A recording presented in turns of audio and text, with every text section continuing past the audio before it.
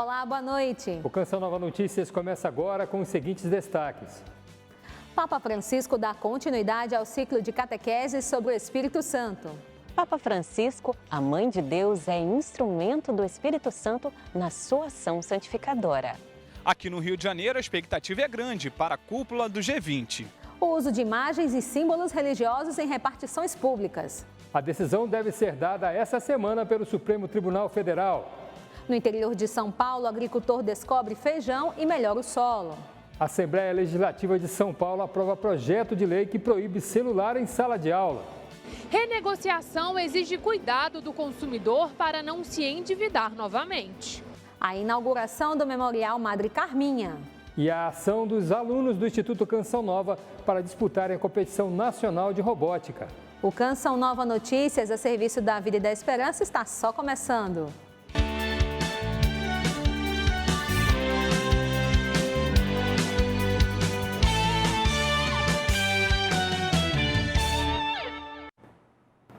Boa noite. Maria é instrumento do Espírito Santo na sua ação santificadora. Afirmação do Papa Francisco durante a catequese desta quarta-feira na Praça São Pedro, né, amor?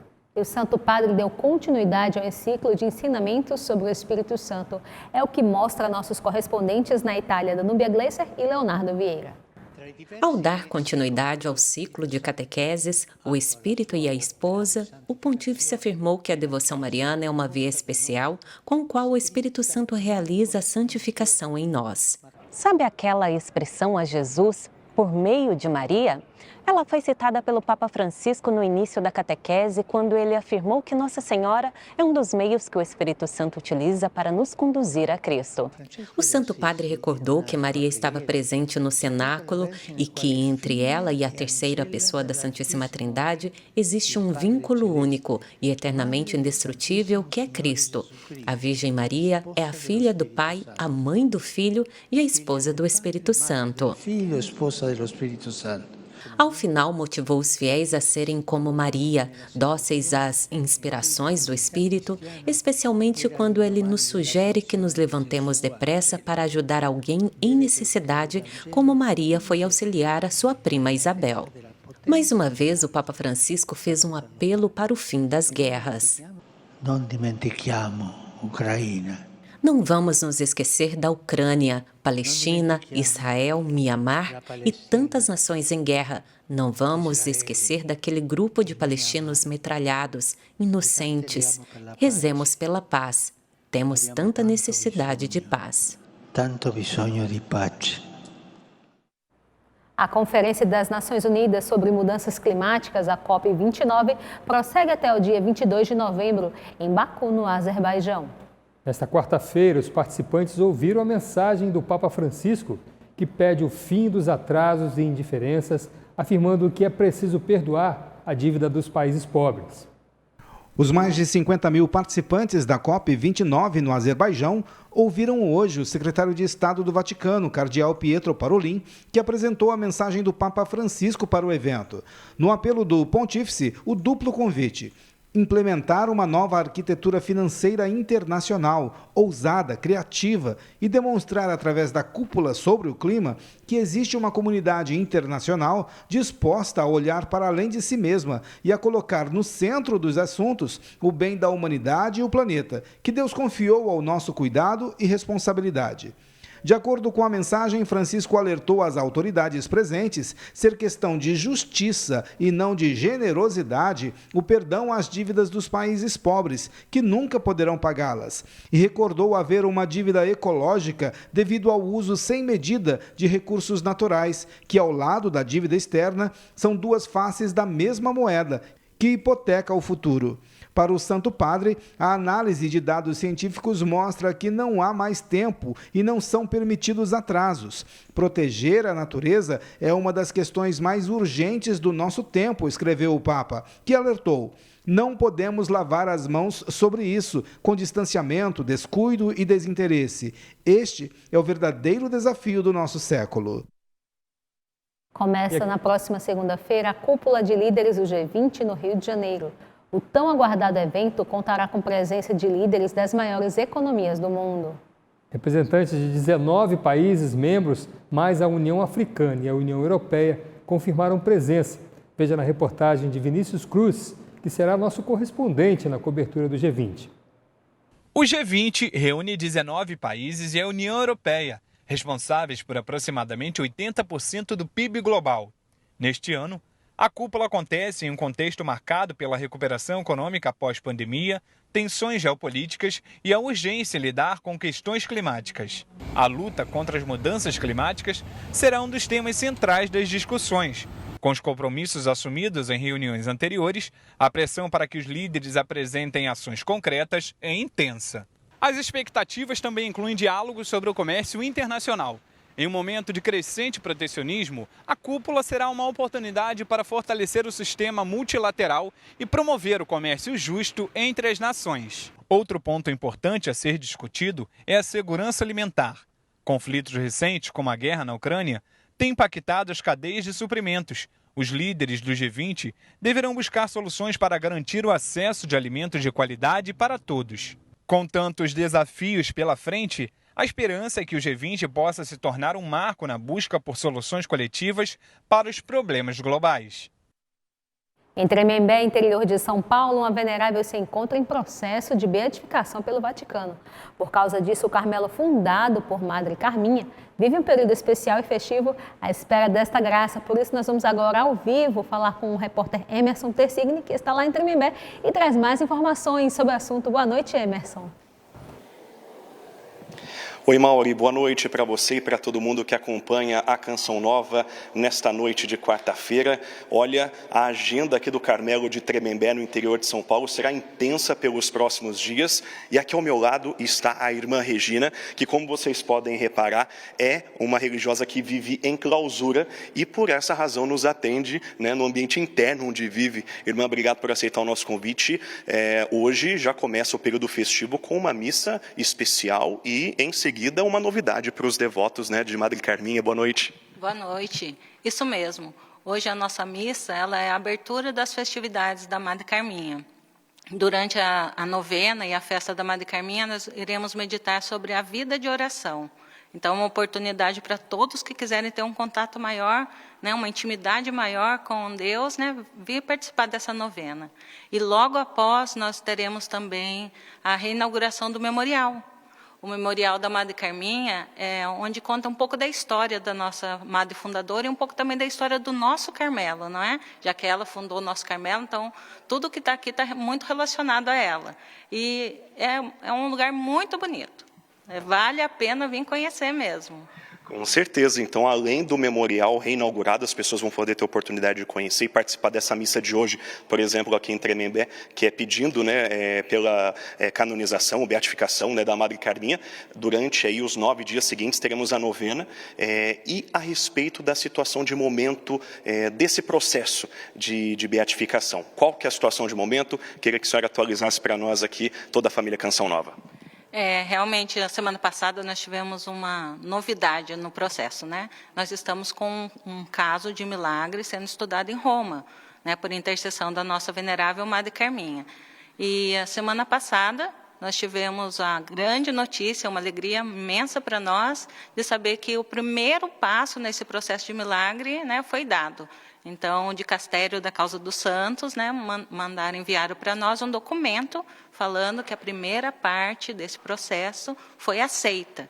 Mas ainda continuam os estudos, né? Ainda não terminou essa parte do processo de milagre. Então, eu aproveito para pedir as orações de todos, né? Que nós estamos bem empenhados mesmo em rezar para que nosso Senhor, né, mostre se a vontade dele glorificar a sua serva, Madre Carminha. Perfeito, irmã. E só para a gente encerrar com a senhora está há quanto tempo de vida religiosa vivendo aqui em Tremembé? Eu tenho 23 anos aqui dentro da clausura e sou muito feliz aqui. Eu imagino que a cada festa em honra à Madre Carminha, cada novena, cada comemoração, é uma sensação diferenciada. É o novo de Deus que se atualiza na vida das senhoras, não é mesmo? Isso mesmo. Para a gente, para nós que somos filhas da Madre Carminha, não é? A gente não tem nem palavras para expressar, né? Cada novena, cada vez que a gente vê os peregrinos, os devotos vindo aqui, né? O nosso coração se enche de alegria, a comunidade vibra com isso, né? Que o nosso desejo é que Deus seja glorificado e todas as maravilhas que Ele fez na alma da Madre Carminha seja reconhecida e assim muitas outras pessoas também possam seguir esse caminho, não na vida de clausura, mas na vida do dia a dia, como ela foi, né? Simples, humilde, né? E que tudo isso possa ser vivido por muitas outras pessoas. Perfeito, irmã. Obrigado mais uma vez por estar conosco. Boa festa para todas as senhoras e para toda a comunidade aqui do Carmelo de Tremembé. Mauro, eu volto com você aí no estúdio, só reforçando a informação de que a programação completa, temos missa durante a semana sempre às 19h30. No final de semana, esse horário modifica, então para ficar atualizado e vir aqui a Tremembé participar, basta acessar o perfil no Instagram, @MadreCarminhaOficial e ficar por dentro de todas as novidades. Volto com você aí no estúdio, boa noite. Boa noite, muito obrigada, Emerson, pelas informações. Os símbolos religiosos em repartições públicas será tema de um plenário virtual no Supremo Tribunal Federal. A Corte vai decidir se as imagens podem ficar em órgãos e instituições do setor público em todo o país. O processo iniciado em 2009 pode ser concluído a partir da próxima sexta-feira. A retirada de símbolos religiosos de repartições públicas foi solicitada pelo Ministério Público Federal. A ação chegou à Justiça em 2009, no estado de São Paulo. O MPF argumenta que a manutenção dos objetos religiosos fere o princípio da laicidade do Estado. Se por um lado a sociedade caminha para uma secularização, por outro, os cristãos argumentam que manter os símbolos religiosos não é uma afronta ao Estado laico, mas uma questão de cultura e um sinal claro da própria religiosidade da nação, que é majoritariamente cristã. O secretário-geral da Conferência Nacional dos Bispos do Brasil, CNBB, reforça que a presença dos símbolos religiosos é sinal da cultura cristã do país e não impede o pleno funcionamento dos órgãos públicos.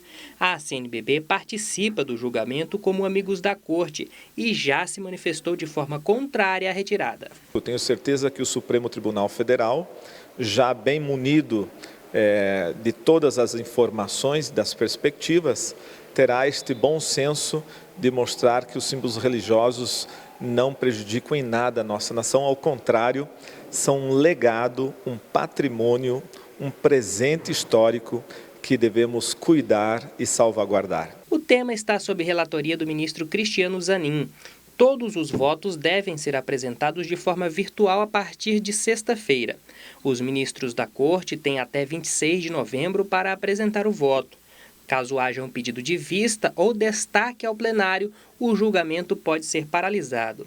Essa advogada diz que os símbolos religiosos não ferem o Estado laico e não há inconstitucionalidade na manifestação religiosa. O Estado brasileiro adota o princípio da laicidade colaborativa. E esse princípio, ele não exclui a religião da esfera pública. Muito pelo contrário, ele tem um posicionamento solidário, né, de abraçar todas as religiões, e elas são muito bem-vindas. A simbologia cristã está presente em repartições públicas brasileiras desde o descobrimento. O plenário de julgamentos do Supremo Tribunal Federal tem um crucifixo instalado em 1970. Os sinais, eles falam muito para nós. Fala para quem tem fé e para quem não tem fé, sem ofender ninguém. As apostas online ganham cada vez mais adeptos no Brasil. O governo e o judiciário adotaram medidas para proteger os beneficiários de programas sociais e prevenir que esses recursos não sejam gastos em jogos de azar. Além disso, o Senado se mobiliza para investigar o impacto desse mercado no país. Em meio ao crescente debate sobre apostas online no Brasil, o ministro Luiz Fux, do STF, determinou que o governo impeça o uso de recursos do Bolsa Família e outros benefícios sociais em apostas. A medida também antecipa a proibição de publicidade de sites de apostas para crianças e adolescentes prevista para 2025. Em audiência pública, o ministro do STF destacou as preocupações sociais sobre o tema. As questões temáticas aqui são associadas à saúde mental e aos impactos neurológicos da prática das apostas sobre o comportamento humano. Os efeitos econômicos para o comércio e seus efeitos na economia doméstica. As consequências sociais desse novo marco regulatório, o uso das plataformas de apostas para a lavagem de dinheiro, a tributação e a extrafiscalidade no setor de apostas, a transparência das plataformas de apostas, a publicidade dos instrumentos de gamificação no setor de apostas e direitos patrimoniais dos apostadores. Enquanto isso, o Senado cria uma comissão parlamentar de inquérito para investigar os impactos das apostas online aqui no Brasil. A CPI busca entender como o mercado de apostas tem se expandido e quais as implicações sociais e econômicas que estão envolvidas. O senador Exalci de Brasília destacou a prerrogativa da Casa Legislativa para o assunto. Nós já fizemos alguns requerimentos, espero que a gente possa aqui ouvir todos e que o Supremo não interfira naquilo que é nossa competência, né? Com a CPI das bets, o Senado pretende avançar na regulamentação e combate aos abusos, reflexos dos jogos. A expectativa é que as investigações tragam dados importantes para decisões futuras sobre o setor. Até o dia 30 desse mês, consumidores endividados em bancos têm a oportunidade de fazer a renegociação através de um mutirão realizado pela Febraban. Mas toda atenção é necessária na hora de fechar o negócio. Fim de ano, 13º, para quem está inadimplente, essa renda extra pode ser uma oportunidade para colocar as contas em dia. Uma das possibilidades são os descontos oferecidos no mutirão de negociação de dívidas promovidos pela Federação Brasileira de Bancos, em parceria com o Banco Central, Secretaria Nacional do Consumidor e Procons. Por meio dele poderão ser negociadas dívidas no cartão de crédito, no cheque especial, crédito consignado e demais modalidades de crédito contraídas com bancos ou instituições financeiras, que estejam em atraso e não tenham bens dados em garantia. Para os mais de 70 milhões de brasileiros que estão inadimplentes no país, ações como essas podem ser uma boa oportunidade para limpar o nome no serviço de proteção ao crédito. No entanto, até mesmo esse tipo de acordo exige cautela por parte do consumidor antes de ser assinado. O coordenador do PROCON da Assembleia Legislativa de Minas Gerais deixa um alerta. Antes de renegociar, é preciso planejar para não se endividar novamente. Tem que juntar todo o montante das suas parcelas para que isso não comprometa o seu orçamento. Aí vai a dica importante, que a gente, no máximo, aí, 30% a 40% do que o consumidor recebe para ele se dedicar a essa renegociação. Porque senão ele não consegue sobreviver.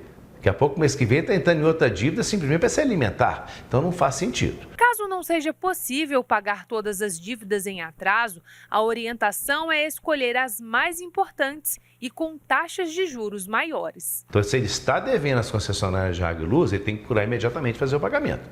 Não só pela situação do real corte, mas são aí serviços essenciais para a dignidade da pessoa humana. Então é importante ele resolver esse problema. Os outros são aquelas dívidas com bancos, as dívidas com empréstimos de cartão de crédito. Outras dicas são conferir se as dívidas de fato pertencem ao consumidor.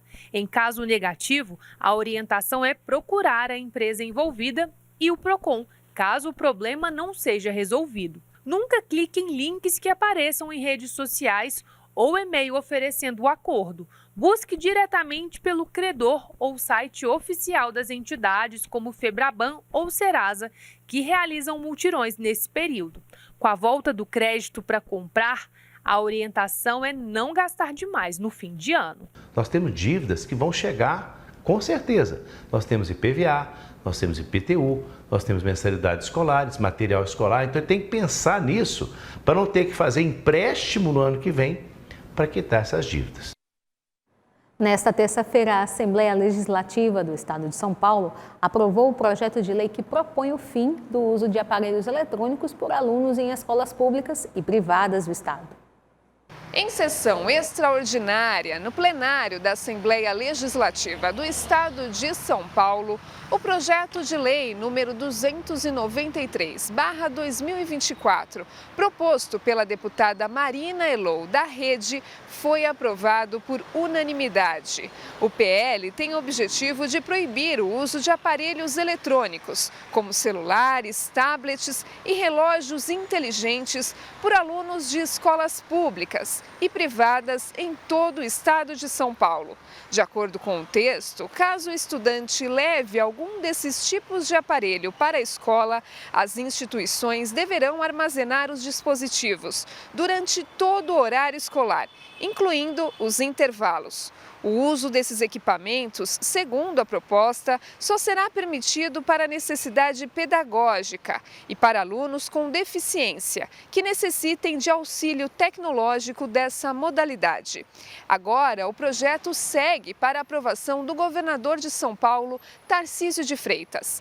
De São Paulo, Aline Mércio, para o Canção Nova Notícias. De volta agora para mostrarmos os assuntos que são destaque no mundo nesta quarta-feira.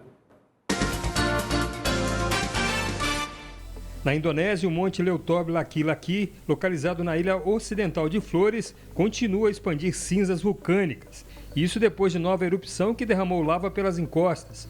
O vulcão, de 1.584 metros de altura, está ativo desde o dia 3 deste mês. Mais de 12 mil pessoas foram obrigadas a deixar suas casas. O número que pode aumentar se a atividade vulcânica continuar em evolução. A Indonésia tem 130 vulcões ativos no chamado Anel de Fogo do Pacífico. No Paquistão, mais um dia de forte poluição atmosférica em Lahore, a segunda maior cidade paquistanesa. A Unicef pediu mais esforços para reduzir a poluição e proteger 11 milhões de crianças menores de 5 anos e com a saúde em perigo. Médicos atenderam muitos pequenos com problemas respiratórios causados pela poluição. A maioria das atividades ao ar livre foi proibida. Lojas, mercados e shoppings também tiveram que fechar as portas. Na Itália, as fortes chuvas provocaram inundações em vários estados nesta quarta-feira. Na Sicília, os bombeiros foram para as ruas ajudar as vítimas e os motoristas. Próximo a Catânia, uma pessoa foi resgatada depois que o rio transbordou e inundou várias casas. Rodovias ficaram submersas por causa das enchentes repentinas. A chuva não é prioridade só da Europa. Aqui no Brasil, o clima também mudou. E deixa eu perguntar a você, Mauricéia, essa virada de tempo aí vai continuar? É verdade, Wallace, o clima mudou e essa virada deve continuar por alguns dias. A Serra Catarinense amanheceu com geada, mas amanhã as temperaturas voltam a subir e o tempo vai ficar firme com o predomínio de sol em grande parte do sul do país, mas pode chover fraco no leste paranaense. A frente fria avança em direção à costa do sudeste e as temperaturas despencam na região, mas pode chover entre o Rio de Janeiro, Espírito Santo e Minas Gerais, com risco para temporais. A chuva forte pode atingir também a Grande São Paulo. A capital paulista tem para amanhã previsão de pancadas de chuva e vai fazer mínima de 15 graus e máxima de 21.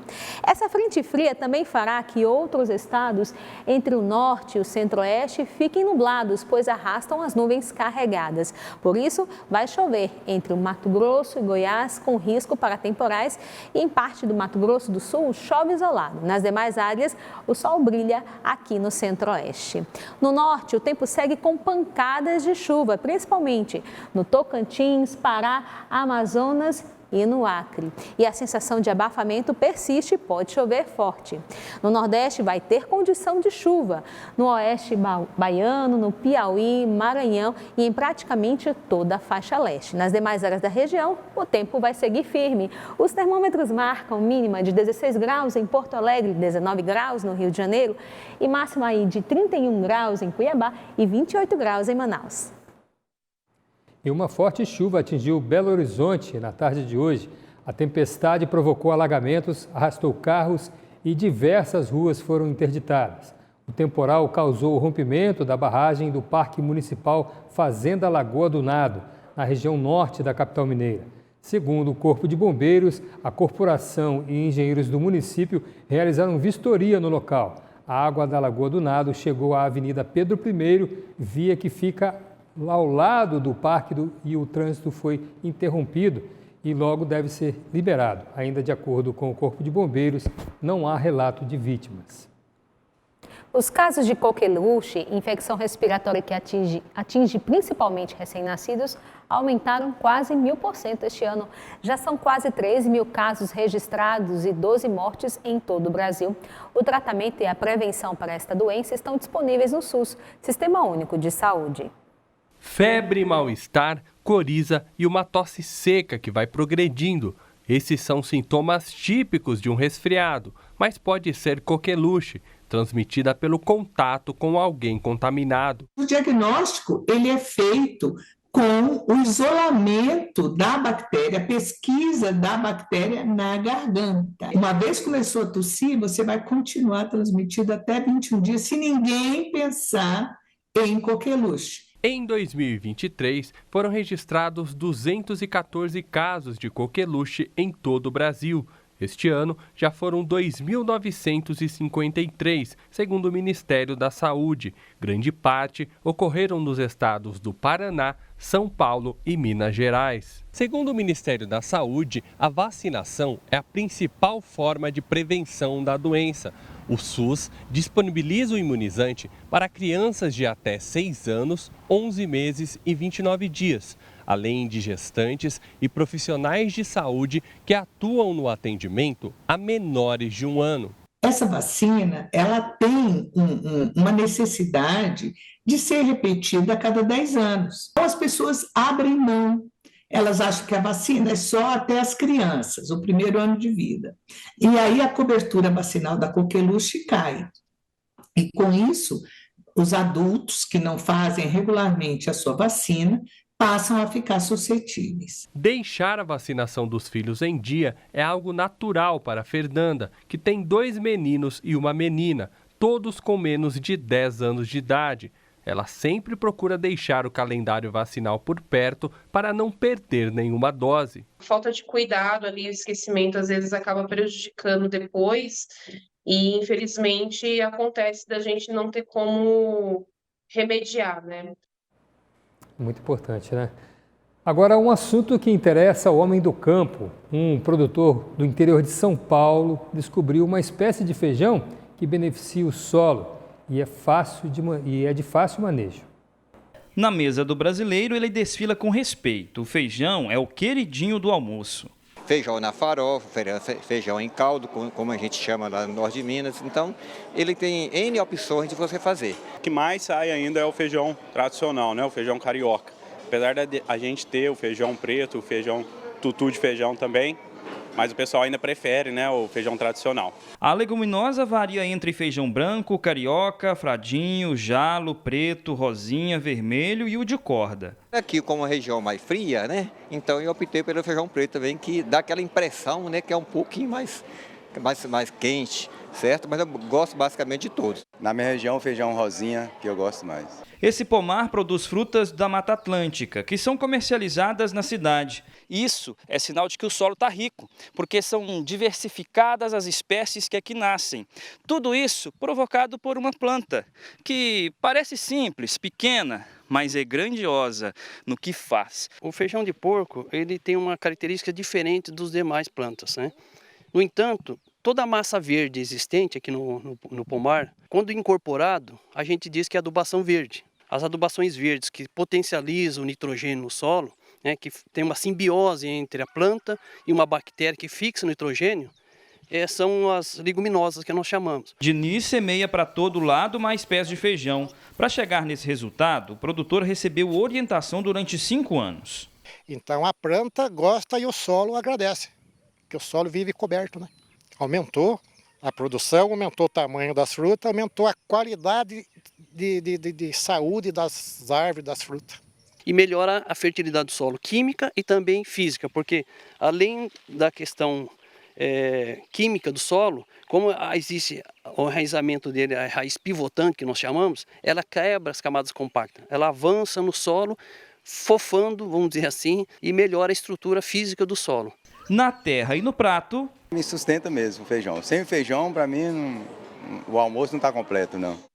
Implantada desde 1962, A Eparquia Maronita, no Brasil, realiza retiros todos os anos. O encontro de 2024 acontece na Catedral Nossa Senhora do Líbano, em São Paulo. A Igreja Maronita é de rito oriental e está em plena comunhão com a autoridade do Papa. A liturgia possui ritual próprio, diferente do que é usado pelos católicos latinos. 70% dos descendentes de libaneses que vivem no Brasil são maronitas. Um encontro anual com toda a eparquia maronita. E esse ano nós escolhemos o tema O Jubileu. É o ano de preparação para nós, para esse evento, e vamos participar. O retiro começou na tarde de ontem e vai até sexta-feira. Reúne padres, diáconos e religiosos para tratar de assuntos relacionados à liturgia maronita e ao ano jubilar proclamado pelo Papa Francisco. Os religiosos se reúnem em orações como as laudes e a missa na Catedral Nossa Senhora do Líbano. A Casa de Confraternização São Charbel, no Planalto Paulista, é usada em momentos de partilha. Pela primeira vez, os maronitas recebem a participação do arcebispo de Trípoli, Dom Joseph Sueifi. De acordo com ele, o encontro é um momento propício para reanimar a missão. Para mim é uma honra visitar e participar deste retiro da Igreja Maronita no Brasil. Quando estamos juntos, em nome de Jesus, é a igreja, é a comunhão, é a renovação da nossa fé. Assuntos da igreja no Brasil e no mundo são sempre destaque em nosso telejornal. E são sócios evangelizadores que contribuem para o Canção Nova Notícias chegar a milhares de lares, semeando esperança, construindo pontes para anunciar o Evangelho. E através de pessoas que se unem pelo bem comum, que a obra inspira tanta gente, trabalhando para um mundo melhor. Estamos com 40% na campanha do projeto Dai-me Almas de novembro. Seja evangelizador com a Canção Nova e faça sua doação pelo Pix com a chave pix.doação@cançãonova.com. Obrigada por sua fidelidade. Alunos do Instituto Canção Nova vão participar do torneio Brasil de Robótica. A classificação para a competição, promovida pela empresa R2E, foi conquistada na fase regional. Só que agora, para participar da fase nacional, o grupo vai precisar de patrocinadores. O ensino de robótica abriu oportunidades para alunos do Instituto Canção Nova. Uma delas, o torneio Brasil de Robótica. É o primeiro ano que a gente está levando alunos para competir, e agora na etapa nacional. Temos já há alguns anos entrado nessa esfera, a gente começou bem timidamente, hoje a gente percebe que a gente tem avançado nessa coisa dos campeonatos, das Olimpíadas Nacionais. As equipes do Instituto Canção Nova foram campeãs na fase regional. O objetivo agora é preparar os competidores da escola para a edição nacional da competição, que acontecerá este ano no estado do Espírito Santo. Cada equipe tem um tema e após isso nós separamos a equipe em marketing, no robô, que é a programação, e no TCC. Cada aluno traz consigo uma expectativa. A gente está fazendo de tudo para arrumar os erros que a gente cometeu no regional, né, sendo a nossa primeira competição, e ganhar, né? E ir lá e representar a nossa escola. Eu acho que a gente está muito bem em relação às outras equipes, porque é nosso primeiro ano na competição Copentino. A escola, de acordo com Mirella, tem feito ações para custear a participação no torneio. Se você tem interesse em ajudar o Instituto especificamente para esse torneio, para o custeio do transporte, que é um ônibus fretado, de alimentação, de hospedagem, entre em contato conosco pelo e-mail do Instituto, instituto@cançãonova.com, dizendo, olha, eu vi a matéria. Aí a gente vai fazendo esse diálogo pelo e-mail para você poder ver a melhor forma de contribuir conosco para esse torneio. E a diretora completa, a gratidão é o sentimento que move este tempo. Desde já, Deus lhe pague, muito obrigada. E se você não pode, nos assuma em oração. São crianças novas, mas já tão capazes, né? E sendo provados numa esfera de torneio nacional, mostrando que a educação ela pode ser católica, confessional e de qualidade. Essa é a nossa missão. Então, também nos assumem em oração. Parabéns aos alunos do Instituto Canção Nova pela conquista e que tenham aí um bom desempenho na etapa nacional. A gente fica aqui na torcida, com certeza. O Canção Nova Notícias fica por aqui. Daqui a pouco, às 8 da noite, tem a Santa Missa do Clube da Evangelização, direto do Santuário do Pai das Misericórdias. Uma ótima noite para você. Boa noite e até amanhã, se Deus quiser.